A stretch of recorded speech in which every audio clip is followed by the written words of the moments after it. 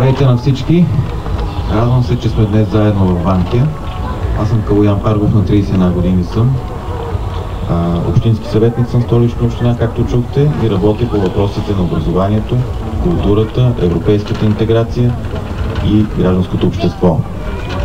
Като млад човек приех предизвикателството да се кандидатирам за член на Европейския парламент, защото съм убеден, че бъдещето ни зависи от всички нас. Европейския парламент е мястото, където се определя бъдещето на Европа. А защо бъдещето?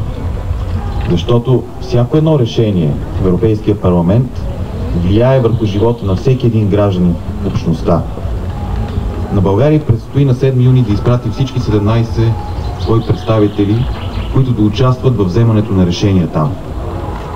Мнозина ще си кажат: и какво зависи от тях? Те са само 17. Кой ще ги чуе?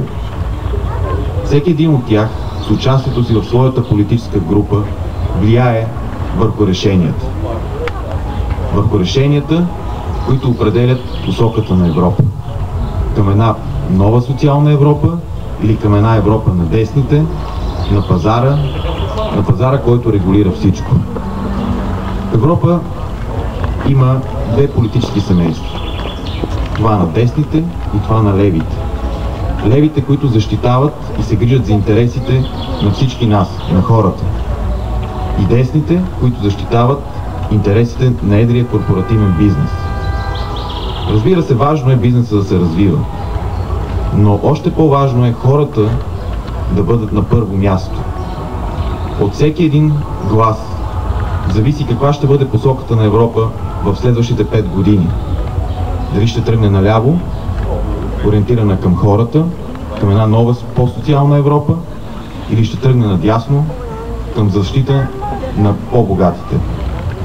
Затова, като млад човек, искам да ви призова да гласувате за една по-справедлива, по-хуманна и по-равноправна Европа.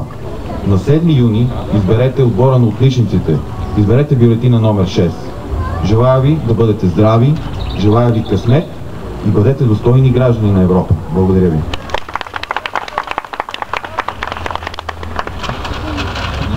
Искам да ви благодаря и на нашите гости. И нашата среща продължава в неформален вид. Всеки, който иска, може да си поговори с нашите кандидати за евродепутати. Те са изцяло на ваше разположение. Благодаря ви.